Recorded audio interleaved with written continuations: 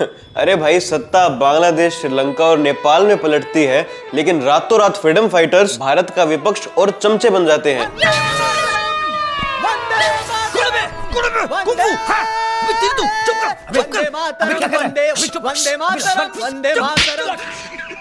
नेपाल के प्रधानमंत्री केपी शर्मा ओली की फील्डिंग तो ऐसी सेट हुई है कि अब तो उज्जैन की सेना भी उनको नहीं बचा सकती। बस तुरंत यहाँ से निकल रहे हैं भाई। और देखो सुन लो, आप फर्जी तो नहीं हो। दोस्तों, नेपाल में भी जेन जी प्रोटेस्ट हो रहा है, जिसमें बोला जा रहा है कि इस प्रोटेस्ट के होने का कारण है सोशल मीडिया एप्स पर बैन आना। कुछ लोगों का ये मानना है कि इस प्रोटेस्ट का कारण है नेपाल में दिन ब दिन करप्शन का बढ़ना। मीनवाइल हम सबको पता है ये क्यों हो रहा है, क्यों श्रीलंका में हुआ, क्यों पाकिस्तान में हुआ, क्यों बांग्लादेश में हुआ, we all know.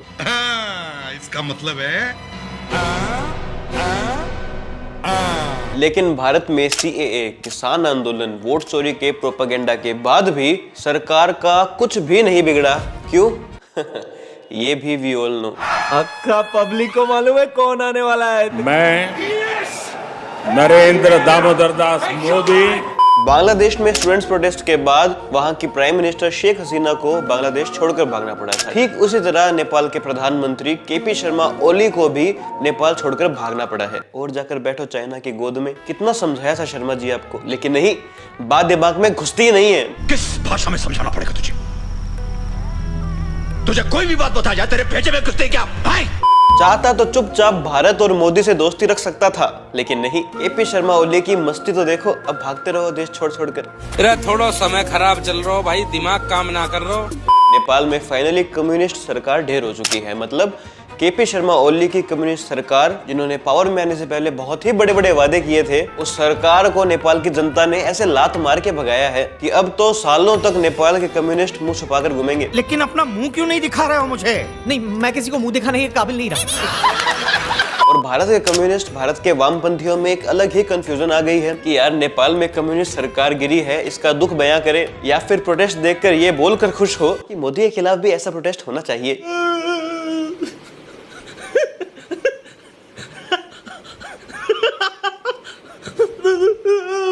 Sanjay Raut समेत कई नेता तो सालों से बस दूसरे देशों में सरकार गिरते देख यही ट्वीट कर रहे हैं कि भारत के लोगों, भारत में भी ऐसा हो सकता है। अच्छा।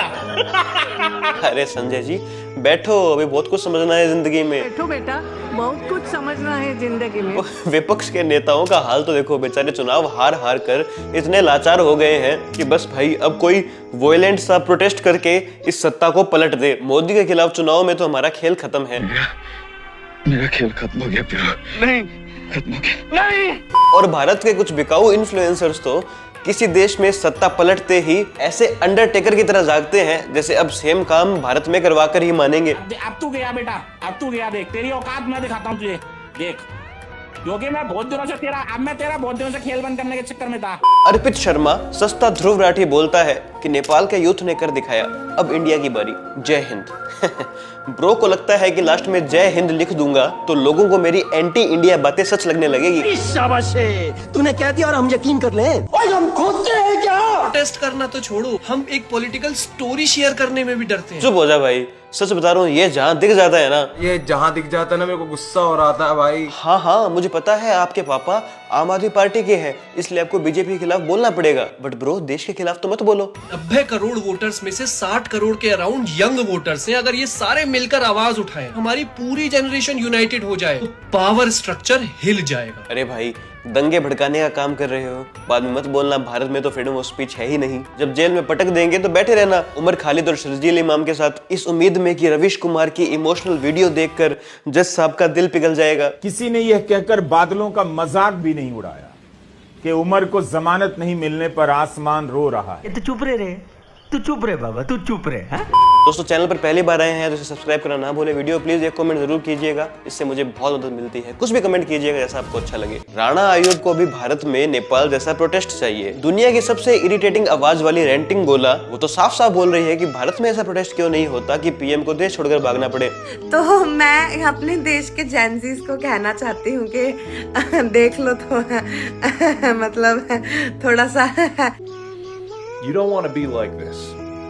This is disgusting. तो मैं अपने देश के जेनजीज को कहना चाहती हूँ कि मैडम चुप हो जाओ, वरना फिर अपॉलॉजी वाली वीडियो बनानी पड़ेगी। ये वीडियो मुझ द्वारा वेरीफाइड नहीं है। आप सभी ने देखा होगा कि अबू आसिम आजमी के खिलाफ मेरी एक वीडियो वायरल हो रही है। मैं सिर्फ ये क्लैरिफाई करना चाहती हूँ कि ये वीडियो मुझ द्वारा वेरीफाइड नहीं है। याद है ना? मुझे कुछ याद नहीं आ रहा। रैंड्स एंड रोस्ट नाम के यूजर कहते हैं कि श्रीलंका, बांग्लादेश और नेपाल के लोगों ने कर दिखाया, इंडिया के लोगों तुम डिक्टेटर को कब भगाओगे? I mean 2014 में भगा तो दिया। श्रद्धा कहती है ना श्रद्धा कपूर नहीं है, of course I love her, oh I mean she loves our country.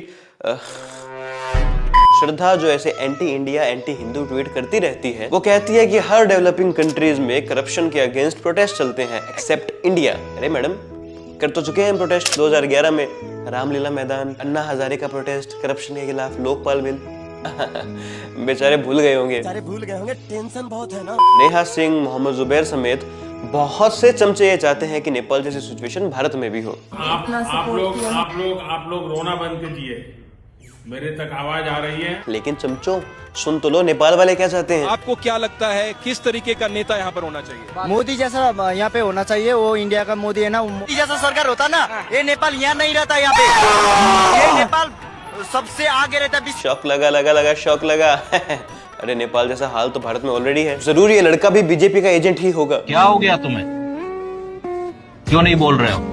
Bharat के चमचे इन्फ्लुएंसर्स को बात को ट्विस्ट करके फेक नैरेटिव फैलाने से टाइम मिले। वैसे आपका किस में इंटरेस्ट है? सुना क्या पूछा उसने?